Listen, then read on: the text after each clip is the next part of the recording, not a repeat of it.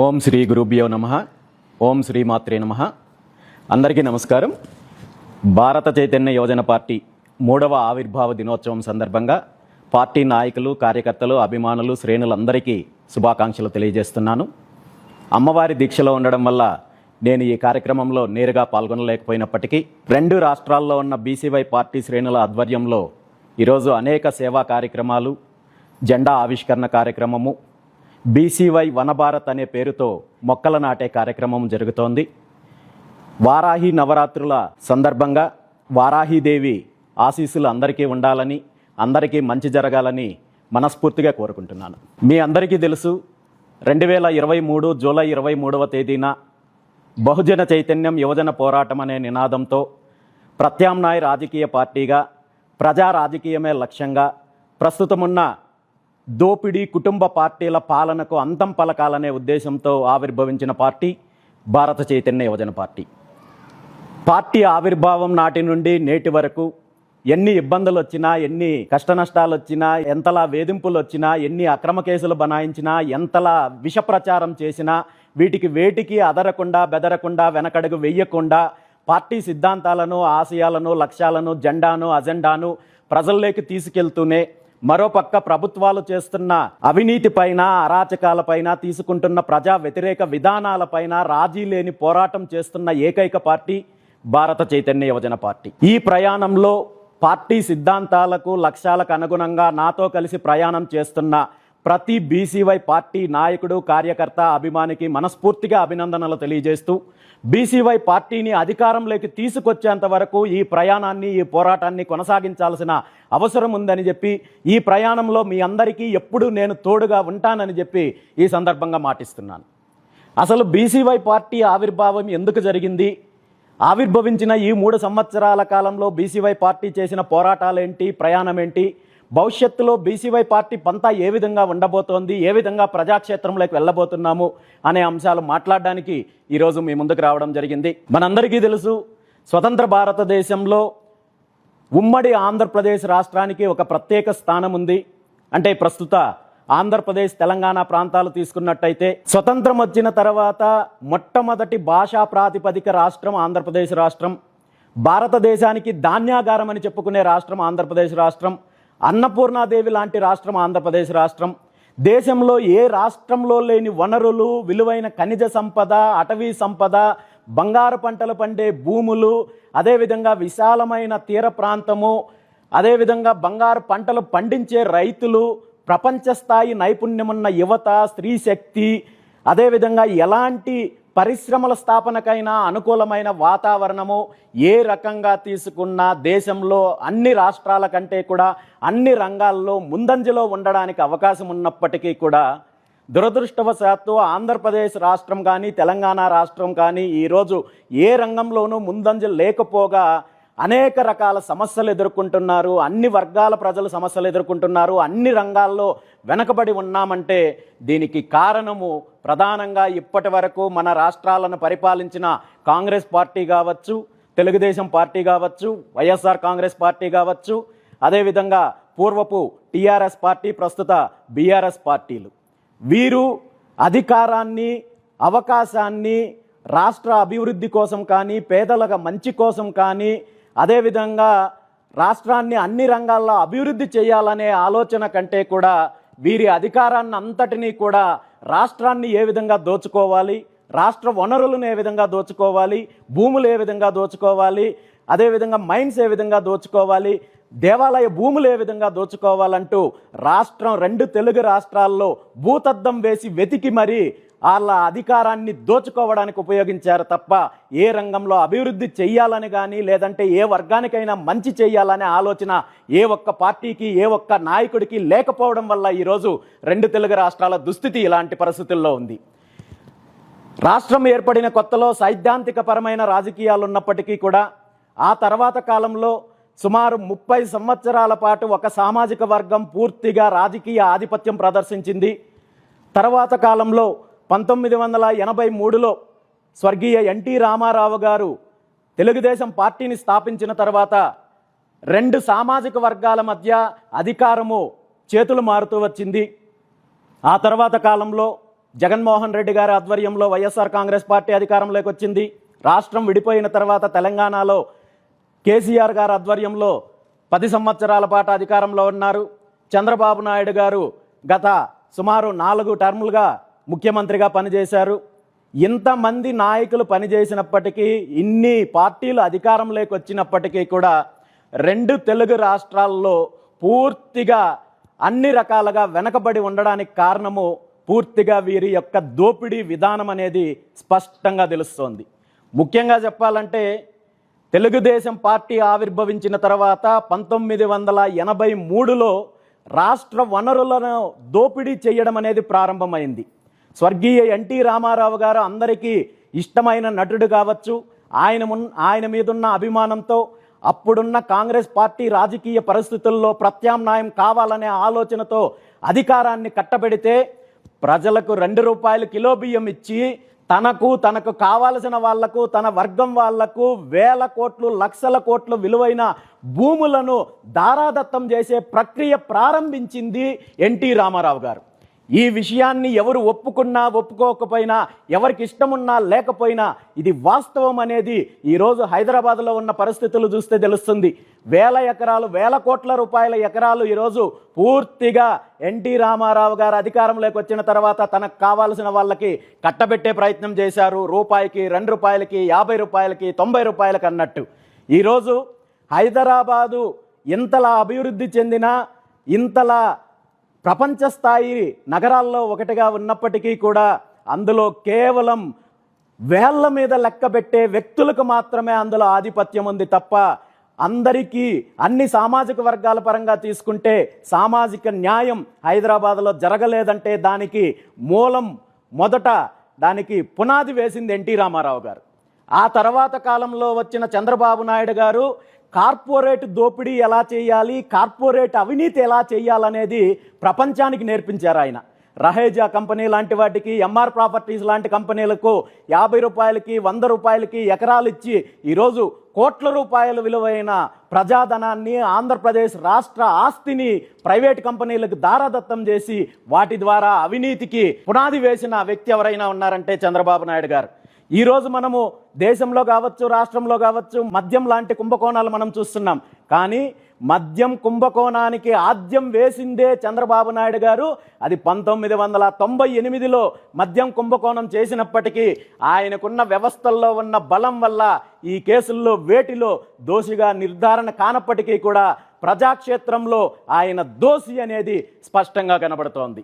ఆ తర్వాత కాలంలో అధికారంలోకి వచ్చిన వైఎస్ రాజశేఖర్ రెడ్డి గారు మరో అడుగు ముందుకు వేసి రాష్ట్రం 2 ఉమ్మడి రాష్ట్రాల్లో పాదయాత్ర చేసి ఎక్కడెక్కడ ప్రభుత్వ భూములు ఉన్నాయో, ఎక్కడెక్కడ విలువైన గనులున్నాయో, ఎక్కడెక్కడ అటవీ భూములు ఉన్నాయో వాటన్నింటినీ గుర్తించి ఆయన అధికారంలోకి వచ్చిన తర్వాత తన సన్నిహితులకు, తన బినామీలకు, తన వర్గానికి, తనకు కావాల్సిన వాళ్ళందరికీ విచ్చలవిడిగా భూములు పంపిణీ చేశారు. ఇది కంపెనీల పేరుతో కావచ్చు, మైనింగ్ పేరుతో కావచ్చు, మరో రకంగా కావచ్చు, రాష్ట్రానికి సంబంధించిన సంపదనన్నింటినీ కూడా తన అస్మదీయులకు కట్టబెట్టే ప్రయత్నం చేశారు. మరి ఆ తర్వాత అధికారంలోకి వచ్చిన జగన్మోహన్ రెడ్డి గారు పూర్తిగా ఇంకా అడవులను, కొండలను, గుట్టలను కూడా వదలకుండా రాష్ట్రానికి సంబంధించిన సంపదలను అన్నింటినీ కూడా లూటీ చేసే ప్రయత్నం చేశారు. అదేవిధంగా తెలంగాణ ఏర్పడిన తర్వాత 10 సంవత్సరాల అధికారాన్ని అనుభవించిన కేసీఆర్ గారు మరి వారి కుటుంబము ఏ ఆశతో అయితే, ఏ ఆకాంక్షతో అయితే తెలంగాణ రాష్ట్రం కోసం పోరాడి వందలాది మంది విద్యార్థులు కావచ్చు, పోరాట యోధులు కావచ్చు ప్రాణార్పణ చేసి రాష్ట్రాన్ని తెచ్చుకుంటే, రాష్ట్రానికి సంబంధించి అభివృద్ధి కోసం కాకుండా నీళ్లు, నిధులు, ఉద్యోగాల పేరుతో నినాదంతో రాష్ట్రాన్ని తీసుకొచ్చే, ప్రత్యేక రాష్ట్రాన్ని సాధిస్తే వీరందరి కష్టాన్ని కేసీఆర్ కుటుంబము అవినీతి కోసం ఉపయోగించుకొని 10 సంవత్సరాల పాటు తెలంగాణ రాష్ట్రాన్ని లూటీ చేసే ప్రయత్నం చేశారు. ఆ తర్వాత అధికారంలోకి వచ్చిన కాంగ్రెస్ పార్టీ ద్వారా ప్రస్తుత ఆంధ్రప్రదేశ్ రాష్ట్ర ముఖ్యమంత్రి తన యొక్క ఏదైతే రహస్య మిత్రపక్షమైన కాంగ్రెస్ పార్టీకి అద్దెకు పంపించిన నాయకుడి ద్వారా ఈరోజు తెలంగాణ రాష్ట్రంలో కేసీఆర్ మిగిలించేసిన భూములను, వనరులను దోపిడీ చేసే ప్రయత్నం చేస్తున్నారు. ఆంధ్రప్రదేశ్ రాష్ట్రంలో 2019లో అధికారంలోకి వచ్చిన వైఎస్ జగన్మోహన్ రెడ్డి గారి ప్రభుత్వం మనం చూసాము. ఎలాంటి విధ్వంసం ఉందో, ఎలాంటి అరాచకమైన పరిపాలన చేశారో, ఎలాంటి అవినీతి దోపిడీ చేశారో, ఎన్ని స్కాములు చేశారో మనం చూసాం. మళ్ళీ ఇప్పుడు చంద్రబాబు నాయుడు గారు అధికారంలో ఉన్నారు. వీళ్ళందరూ కూడా రాష్ట్రాన్ని, రాష్ట్ర సంపదను, రాష్ట్ర భూములను, ఖనిజాలను, వనరులను, అదేవిధంగా ఏదైతే తీర ప్రాంతాన్ని కూడా పూర్తిగా ఏమాత్రం వదలకుండా దోపిడీ చేస్తున్న పరిస్థితుల్లో రాష్ట్రం అభివృద్ధి చెందాలంటే, రాష్ట్రానికి మంచి జరగాలంటే, అన్ని వర్గాలకు న్యాయం జరగాలంటే ఖచ్చితంగా ప్రత్యామ్నాయం కావాలి, ప్రత్యామ్నాయ రాజకీయ పార్టీ కావాలి. ఈ దోపిడీ పార్టీల యొక్క పాలనకు అంతం పలకాలి. వీరి యొక్క ఏదైతే దుష్ట శక్తులు ఉన్నాయో వీరి నుండి రాష్ట్రాన్ని కాపాడాల్సిన బాధ్యత ఉంది. కాబట్టే బీసీవై పార్టీ ఒక ఆలోచనతో, ఒక లక్ష్యంతో, ఒక ఆశయంతో బీసీవై పార్టీని స్థాపించి గత 3 సంవత్సరాల నుండి ప్రజల్లోకి వెళుతున్నాము. ప్రజల తరపున పోరాటం చేస్తున్నాము. ప్రభుత్వాలు చేస్తున్న అవినీతి పైన కావచ్చు, అరాచకాల పైన కావచ్చు, తీసుకుంటున్న ప్రజా వ్యతిరేక విధానాలపైన గత 3 సంవత్సరాలలో అనేక పోరాటాలు చేశాము. రైతుల తరపున పోరాటం చేశాము. రైతుల వద్ద నుండి బలవంతంగా భూసేకరణ చేపట్టి కార్పొరేట్ కంపెనీలకు కొల్లగొట్టాలని చూస్తే రైతులకు మద్దతుగా పోరాటం చేశాము. అదేవిధంగా యువతకు మద్దతుగా పోరాటం చేశాము. అదేవిధంగా నిరుద్యోగుల సమస్యలపైన పోరాటం చేశాము. ఉద్యోగుల యొక్క హక్కుల కోసం చేస్తున్న పోరాటంలో పూర్తి స్థాయిలో మద్దతు తెలిపాము. రాష్ట్రంలో జరుగుతున్న శాంతి భద్రతల సమస్యలపైన కావచ్చు, అన్ని సమస్యలపైన బీసీవై పార్టీ గత 3 సంవత్సరాల నుండి పోరాటం చేస్తున్నాము.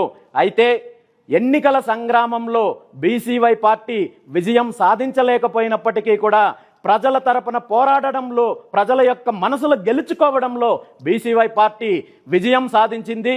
భవిష్యత్తులో ప్రజల్లోకి మరింతగా ముందుకు వెళ్ళి అన్ని రంగాలలో ఏ విధంగా అభివృద్ధి చేయాలి, అన్ని వర్గాలకు ఏ విధంగా న్యాయం చేయాలనే అంశం పైన ఒక స్పష్టమైన ప్రణాళికతో భవిష్యత్తులో ప్రజల్లోకి వెళ్ళబోతున్నాము. అన్ని వర్గాలను ఏకం చేసి ఈ దోపిడీ పార్టీల ద్వారా అన్యాయానికి, అణచివేతకు గురవుతున్న అన్ని వర్గాలను ఏకం చేసి ఖచ్చితంగా బీసీవై పార్టీని అధికారంలోకి తీసుకొచ్చే దిశగా ముందుకు వెళ్తున్నామని చెప్పి ఈ సందర్భంగా తెలియజేస్తున్నాను. ముఖ్యంగా బీసీవై పార్టీకి రాష్ట్ర అభివృద్ధికి సంబంధించి కానీ, అన్ని వర్గాలను ఏ విధంగా అభివృద్ధి చేయాలనే అంశం పైన పూర్తి స్థాయి స్పష్టత ఉంది. అది విద్యా విధానంలో కావచ్చు, వైద్య విధానంలో కావచ్చు, అదేవిధంగా వ్యవసాయ రంగం కావచ్చు, పారిశ్రామిక రంగం కావచ్చు, ఈ అన్ని రకాలుగా ఏ విధంగా అభివృద్ధి చేయాలనే అంశం పైన బీసీవై పార్టీ పూర్తి స్పష్టతతో ప్రజల్లోకి వస్తున్నాము. ఈరోజు మనందరికీ తెలుసు, ఒక సామాన్యుడు, ఒక సామాన్య ఉద్యోగి లేదా ఒక వ్యాపారం చేసుకునే వ్యక్తి ఆర్థికంగా భారం మొయ్యలేని పరిస్థితి ఎప్పుడు వస్తుందంటే తన పిల్లలకు చదివించుకోవాల్సి వచ్చినప్పుడు, అదేవిధంగా అనారోగ్యం పాలైనప్పుడు లక్షల రూపాయలు, కోట్ల రూపాయలు ఈరోజు వెచ్చించి చదువులు కొనే పరిస్థితి ఉండదనేది నగ్న సత్యం 2 తెలుగు రాష్ట్రాల్లో కూడా. విద్య అనే దానిపైన వ్యాపారం చెయ్యకూడదని చట్టాలు చెప్తున్నప్పటికీ, అదేవిధంగా రైట్ టు ఎడ్యుకేషన్ యాక్ట్ లాంటి చట్టాలు ఉన్నప్పటికీ కూడా 2 తెలుగు రాష్ట్రాల్లో ఎక్కడా అమలు కావడం లేదు. ఈ దోపిడీ పార్టీల కనుసన్నల్లో నడుస్తున్న కార్పొరేట్ ఎడ్యుకేషనల్ ఇన్స్టిట్యూట్స్ ఈరోజు సామాన్య ప్రజలను పీడించి లక్షల రూపాయలు ఫీజులు కొల్లగొట్టే ప్రయత్నం చేస్తుంటే దీని మీద చర్యలు తీసుకోవాల్సిన ప్రభుత్వాలు వారి ద్వారా ముడుపులు తీసుకొని వారికి రాజకీయ పదవులు కట్టబెట్టే ప్రయత్నం చేస్తున్నారు. విద్యా వ్యవస్థలో సమూల మార్పులు తీసుకొని వచ్చి, ప్రక్షాళన తీసుకొని వచ్చి అన్ని రంగాలలో, ప్రైవేట్లు కావచ్చు, కార్పొరేట్ రంగంలో కావచ్చు, ప్రభుత్వ రంగంలో కావచ్చు, అన్ని వర్గాల వారికి పూర్తి ఉచిత విద్యను అందించడమే లక్ష్యంగా బీసీవై పార్టీ పనిచేస్తోంది. బీసీవై పార్టీకి అవకాశం వచ్చిన రోజు దీన్ని అమలు చేసే బాధ్యత తీసుకుంటామని చెప్పి ఈ సందర్భంగా తెలియజేస్తున్నాను. అదేవిధంగా ఈరోజు వైద్యానికి సంబంధించి అనేక పథకాలు తీసుకొస్తున్నప్పటికీ, ఏదైతే ఆరోగ్యశ్రీ లాంటి పథకాలు 2 తెలుగు రాష్ట్రాల్లో అమలవుతున్నప్పటికీ ఈ పథకాల ద్వారా పేదలకైతే ఎటువంటి మేలు జరగలేదు. కానీ కార్పొరేట్ హాస్పిటళ్లకు అవినీతి కోసము ఈ పథకాలను ఉపయోగించుకొని అధికారంలో ఉన్న వాళ్ళు వేల కోట్ల అవినీతి చేసే కార్యక్రమం చేస్తోంది. పేదలకు అందాల్సిన సామాన్య వైద్యం అందలేదు. కాబట్టే బీసీవై పార్టీకి అవకాశం వచ్చిన రోజు ఖచ్చితంగా పూర్తి స్థాయిలో ప్రైవేట్ రంగంలో, కార్పొరేట్ రంగంలో, ప్రభుత్వ రంగంలో పూర్తిగా ఉచిత వైద్యాన్ని అందించే బాధ్యత బీసీవై పార్టీ తీసుకుంటుంది. మరో ముఖ్య విషయం ఏంటంటే ఈరోజు వ్యవసాయ రంగం 2 తెలుగు రాష్ట్రాల్లో ఏ విధంగా ఉందో మనం చూస్తున్నాము. భారతదేశానికి అన్నపూర్ణ లాంటి రాష్ట్రంలో ప్రతి సంవత్సరము వ్యవసాయ ఉత్పత్తులు తగ్గిపోతున్నాయి. వ్యవసాయం చేసే రైతులు వలసలు వెళ్ళిపోతున్నారు. నగరాలకు వెళ్ళి అక్కడ కార్పొరేట్ కంపెనీల దగ్గర లేదంటే అపార్ట్మెంట్ల దగ్గర కూలీలుగానో లేదంటే వాచ్మ్యాన్లుగానో బ్రతికే దుస్థితి ఈరోజు ఆంధ్రప్రదేశ్, తెలంగాణలో ఉన్న రైతులకు ఉందంటే దీనికి కారణము ఇక్కడ పంటలు పండించడానికి అనుకూలత లేదని కాదు, ఇక్కడ నీటి సౌకర్యం లేదని కాదు, పూర్తిగా ప్రభుత్వాలు ఒక కుట్ర ప్రకారము వ్యవసాయాన్ని నిర్వీర్యం చేసి వ్యవసాయ భూములన్నింటినీ కూడా కార్పొరేట్ కంపెనీలకు అప్పచెప్పాలనే ఆలోచనతో ముందుకెళ్తున్నాయి. కాబట్టి ఈరోజు సామాన్య రైతు వ్యవసాయం చెయ్యలేని స్థితిలోకి వచ్చాడు. వ్యవసాయ రంగానికి సంబంధించి అన్ని అంశాలతో కూడిన స్పష్టమైన ప్రణాళికతో బీసీవై పార్టీ ముందుకు వస్తోంది. రాబోయే రోజుల్లో బీసీవై పార్టీకి అవకాశం వచ్చిన రోజు భారతదేశం మొత్తం మీద వ్యవసాయ రంగంలో అగ్రగామిగా రాష్ట్రాన్ని నిలబెట్టే బాధ్యత బీసీవై పార్టీ తీసుకుంటుంది. ఒక ప్రధాన ఉపాధి రంగంగా వ్యవసాయ రంగాన్ని ముందుకు తీసుకెళ్లే బాధ్యత బీసీవై పార్టీ తీసుకుంటుంది. అదేవిధంగా ఈరోజు 2 తెలుగు రాష్ట్రాల్లో ఉన్న యువత, ఇంత నైపుణ్యం ఉన్న యువత భారతదేశం కాదు ప్రపంచ దేశాల్లో ఎక్కడా లేదంటే అతిశయోక్తి కాదు. ఎందుకంటే ఈరోజు ప్రపంచంలో ఎక్కడికి వెళ్ళినా ఏ ఎంఎన్సి కంపెనీ తీసుకున్నా అందులో తెలుగు యువత పనిచేసే పరిస్థితి ఉందంటే ఇక్కడున్న యువత టాలెంట్ ఎలాంటిదో మనం అర్థం చేసుకోవాలి. కానీ దురదృష్టం ఏంటంటే చిన్న చిన్న ఉద్యోగాలు కావాలన్నా, చిన్న క్లర్క్ ఉద్యోగాల దగ్గర నుండి సాఫ్ట్వేర్ కావచ్చు, మిగిలిన రంగాలు కావచ్చు, ఏ రంగంలో ఉద్యోగం కావాలన్నా ఈరోజు రాష్ట్రాన్ని వదిలి పక్క రాష్ట్రాలకో పక్క దేశాలకో వలస వెళ్ళే పరిస్థితి ఉంది. 10,000 20,000 జీతం కూడా లేని పరిస్థితి, ఇక్కడ అవకాశాలు లేని పరిస్థితి రాష్ట్రంలో ఉన్నాయంటే దానికి కారణము ప్రభుత్వాలు పారిశ్రామిక అభివృద్ధి పేరు చెప్పి భూములు కాజేస్తున్నారు. అదేవిధంగా వాళ్ళకి రాయితీలు ఇస్తున్నారు తప్ప ఏదైతే పరిశ్రమలు తీసుకురావడంలో పూర్తిగా విఫలమవుతున్నారు. కాబట్టే ఈరోజు ఈ రాష్ట్రంలో యువత దుస్థితి ఇలాంటి పరిస్థితుల్లో ఉంది. ఇందులో ప్రధానంగా మరో ప్రమాదకరమైన అంశం ఏంటంటే ఈరోజు ముఖ్యంగా ఆంధ్రప్రదేశ్ రాష్ట్రంలో యువత డ్రగ్స్కి ఆకర్షితులయ్యి పూర్తిగా వారి జీవితాన్ని నాశనం చేసే పరిస్థితి ఉంది. దీనికి కారణము అధికారంలో ఇప్పుడున్న ప్రభుత్వం కావచ్చు, గతంలో ఉన్న ప్రభుత్వం కావచ్చు, యథేచ్ఛగా రాష్ట్రంలో చాక్లెట్లు బిస్కెట్లు అమ్మినట్టుగా డ్రగ్స్ని సరఫరా చేసే పరిస్థితి ఉంది. దీనికి ప్రభుత్వంలో ఉన్న వాళ్ళ మద్దతు ఉంది కాబట్టే రాష్ట్రంలో విచ్చలవిడిగా డ్రగ్స్ దొరుకుతున్నాయనేది నగ్న సత్యము. ఈ విధంగా ఈరోజు తీసుకుంటే యువతను నాశనం చేయాలని, వారి భవిష్యత్తును నాశనం చేయాలని, వీరి అవినీతి కోసము వారి భవిష్యత్తుని పూర్తిగా నాశనం చేసే కార్యక్రమం చేస్తున్నారు. ఈరోజు ముఖ్యంగా ఈ రాష్ట్రంలో ఉన్న తల్లులకు అందరికీ కూడా ఒక విజ్ఞప్తి చేస్తున్నాను. కేవలము మీరు పిల్లల్లో ఆడబిడ్డలను మాత్రమే కాదు జాగ్రత్తగా చూసుకోవాల్సింది, మీ ఇంట్లో ఉన్న మగపిల్లలను జాగ్రత్తగా చూసుకోండి. సొసైటీలో ప్రస్తుతం ఉన్న ప్రభుత్వము ఆధ్వర్యంలో అనేక రకాలుగా చెడిపోవడానికి, దురలవాట్లు గురి కావడానికి వారికి కావాల్సిన అవకాశాలను ప్రభుత్వమే కల్పిస్తోంది. మీ బిడ్డల యొక్క భవిష్యత్తుని జాగ్రత్తగా చూసుకోవాల్సిన బాధ్యత మీకుంది కాబట్టి వారి మీద శ్రద్ధ పెట్టాలని చెప్పి ఈ సందర్భంగా తెలియజేస్తున్నాను. ఖచ్చితంగా బీసీవై పార్టీకి అవకాశం వచ్చిన రోజు ఈ రాష్ట్రంలో ఉన్న యువత భవిష్యత్తుని మేము బాధ్యత తీసుకుంటాము. భారతదేశం మొత్తం మీద నిరుద్యోగ సమస్య లేని రాష్ట్రాలుగా ఆంధ్రప్రదేశ్, తెలంగాణ రాష్ట్రాలను తీర్చిదిద్దే బాధ్యత బీసీవై పార్టీ తీసుకుంటుందని చెప్పి ఈ సందర్భంగా తెలియజేస్తూ, మరో ముఖ్యంగా ఈరోజు 2 తెలుగు రాష్ట్రాల్లో 50% పైగా ఉన్న బీసీలకు సంబంధించిన సమస్యల గురించి బీసీవై పార్టీ గత 3 సంవత్సరాల నుండి అనేక పోరాటాలు చేస్తోంది. రిజర్వేషన్ల అంశం కావచ్చు, రాజకీయ అంశాలు కావచ్చు, అదేవిధంగా నిధులకు సంబంధించి కావచ్చు, మరీ ముఖ్యంగా రాజధాని అంశంలో కావచ్చు, అన్ని రకాలుగా బీసీవై పార్టీ బీసీలకు అండగా, బీసీలకు రావాల్సిన న్యాయపరమైన హక్కుల కోసం పోరాటం చేస్తున్నాము.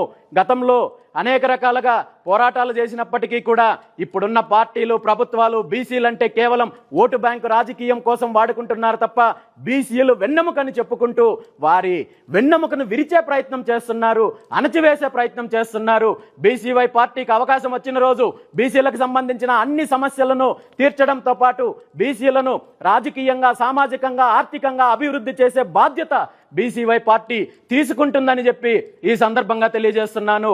అదేవిధంగా బీసీలకు సంబంధించి ఈరోజు 2 తెలుగు రాష్ట్రాల్లో అనేక సామాజిక వర్గాలు కనీసము సర్పంచ్గా కూడా వెళ్ళలేని పరిస్థితి, చట్టసభల్లో వెళ్ళలేని అనేక కులాలు ఈరోజు మన 2 తెలుగు రాష్ట్రాల్లో ఉన్నాయి. వీటన్నింటినీ కూడా గుర్తించి అందరికీ సమన్యాయము, సామాజిక న్యాయాన్ని వర్తింపజేసేలా, అందరికీ అవకాశాలు కల్పించేలా బీసీవై పార్టీ ముందుకు వెళ్తుందని చెప్పి ఈ సందర్భంగా తెలియజేస్తున్నాను. ఈరోజు 2 తెలుగు రాష్ట్రాల్లో ఉద్యోగుల సమస్య మనం చూస్తున్నాము, నిరుద్యోగుల సమస్య చూస్తున్నాము. ఇది పూర్తిగా పోలీస్ డిపార్ట్మెంట్లో అయితే ఏం కావచ్చు, టీచర్లకు సంబంధించిన సమస్యలు కావచ్చు, ట్రాన్స్ఫర్ల విషయంలో కావచ్చు, పూర్తిగా ప్రభుత్వ ఉద్యోగులంటే ఏ పార్టీ అధికారంలో ఉంటే ఆ పార్టీ యొక్క కార్యకర్తలుగా మలుచుకొని, ఆఫీసులుగా మలుచుకొని ఈరోజు ఉద్యోగులను వేధించే ప్రయత్నం చేస్తున్నారు. ఉద్యోగులకు స్వతంత్రంగా పనిచేసే అవకాశం ఏ పార్టీ, ఏ ప్రభుత్వము ఇవ్వలేదు కాబట్టే ఈరోజు పరిపాలన దుస్థితి ఇలాంటిది ఉండేది. ఖచ్చితంగా ఉద్యోగుల సమస్యలపైన గతంలో కూడా బీసీవై పార్టీ పోరాటం చేసింది. టీచర్ల సమస్యలపైన కావచ్చు, అదేవిధంగా మిగిలిన అన్ని అంశాల్లో పోరాటం చేసింది. భవిష్యత్తులో ఉద్యోగులకు సంబంధించిన అన్ని అంశాలపైన పూర్తి స్థాయి స్పష్టతతో ముందుకొస్తున్నామని చెప్పి ఈ సందర్భంగా తెలియజేస్తూ, ఈ విధంగా అన్ని రకాలుగా 2 తెలుగు రాష్ట్రాల్లో ఎలాంటి అభివృద్ధి చేయాలి, అన్ని వర్గాలకు ఏ విధంగా న్యాయం చేయాలి, అన్ని రంగాల్లో ఏ విధంగా అభివృద్ధి చేయాలనే అంశం పైన బీసీవై పార్టీకి పూర్తి స్థాయి స్పష్టత ఉంది. ఈరోజు సామాజిక న్యాయం అనేది దేశంలో ఎక్కడైనా ఉందో లేదో తెలియదు, కానీ 2 తెలుగు రాష్ట్రాల్లో కేవలము సామాజిక వర్గ న్యాయం జరిగింది, కుటుంబాలకు న్యాయం జరిగింది తప్ప రాష్ట్రం ఏర్పడిన ఈ 70 సంవత్సరాలలో సామాజిక న్యాయం జరగలేదు. కేవలము 2 వర్గాలు, 2-3 కుటుంబాలు రాష్ట్రంలో అధికారాన్ని అనుభవించి రాష్ట్రాన్ని, రాష్ట్ర సంపదని లూటీ చేసే ప్రయత్నం చేశారు. ఇందులో మార్పు రావాలంటే అన్ని వర్గాలకు అవకాశం రావాలనేదే బీసీవై పార్టీ ప్రధాన లక్ష్యము. ఇందులో ప్రధానంగా అన్ని రకాలుగా వెనుకబడి ఉన్న బీసీలకు అవకాశం రావాలి. ఈ రాష్ట్రాల్లో బీసీల తర్వాత అత్యంత జనాభా కలిగిన కాపులు ఏ పార్టీకి అవకాశం ఇస్తే, ఏ పార్టీకి మద్దతు ఇస్తే ఆ పార్టీ అధికారంలోకి వస్తున్నప్పటికీ కూడా కాపు సామాజిక వర్గానికి పూర్తిగా రాజకీయంగా, సామాజికంగా వెనకబడి ఉన్నారనేది స్పష్టంగా తెలుస్తోంది. ఖచ్చితంగా బీసీలకున్న ప్రాధాన్యత కాపులకు బీసీవై పార్టీలో ఉంటుంది. అదేవిధంగా దళితులకు సంబంధించి రిజర్వేషన్లు ఉన్నప్పటికీ కూడా, విద్యా ఉద్యోగాల్లో రిజర్వేషన్ల వల్ల అవకాశాలు వస్తున్నప్పటికీ కూడా రాజకీయంగా ఉన్న రిజర్వేషన్లు ఈ పార్టీల అధికారంలోకి రావడానికి ఓటు బ్యాంకు కోసం ఉపయోగిస్తున్నారు తప్ప ఏ ఒక్కరికి నిధుల విషయంలో కావచ్చు, అధికారం విషయంలో కావచ్చు, దళిత ప్రజాప్రతినిధులకు అవకాశాలు లేకుండా, అధికారం లేకుండా వీళ్ళు ఉత్సవ విగ్రహాల్లాగా వాడుకుంటున్నారు తప్ప దళితులకు అభివృద్ధి అనేది ఈరోజు కనుచూపు మేరల్లో లేదనేది స్పష్టంగా తెలుస్తోంది. దళితులను అన్ని రంగాలలో అభివృద్ధి చేసే బాధ్యత, అధికారంతో కూడిన అవకాశాలు ఇవ్వడానికి బీసీవై పార్టీ సిద్ధంగా ఉంది. అదేవిధంగా ఈరోజు కేవలం బీసీలు, దళితులు మాత్రమే కాదు, ఈ రాష్ట్రంలో అనేక వర్గాలు వెనుకబడి ఉన్నాయి. ఈ రాష్ట్ర అవతరణకు ప్రధాన కారణమైన పొట్టి శ్రీరాములు గారు జన్మించిన సామాజిక వర్గం ఈరోజు రాజకీయంగా, ఆర్థికంగా ఈ రాష్ట్రంలో పరిస్థితి ఎలా ఉందో మనం చూస్తున్నాం.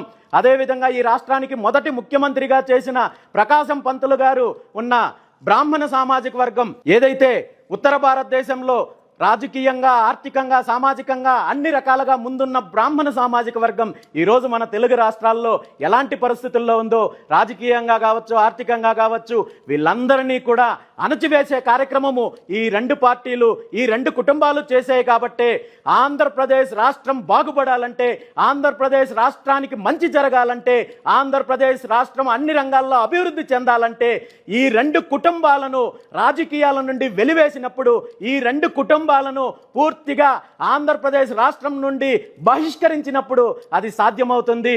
ఇప్పటి వరకు పూర్తిగా వీళ్ళ సొంత ఆస్తిలాగో, ఇదేదో ఖర్జూర నాయుడు ఆస్తితో లేదంటే రాజారెడ్డి ఆస్తి అన్నట్టు వేల కోట్లు భూములు పూర్తిగా దోచేశారు.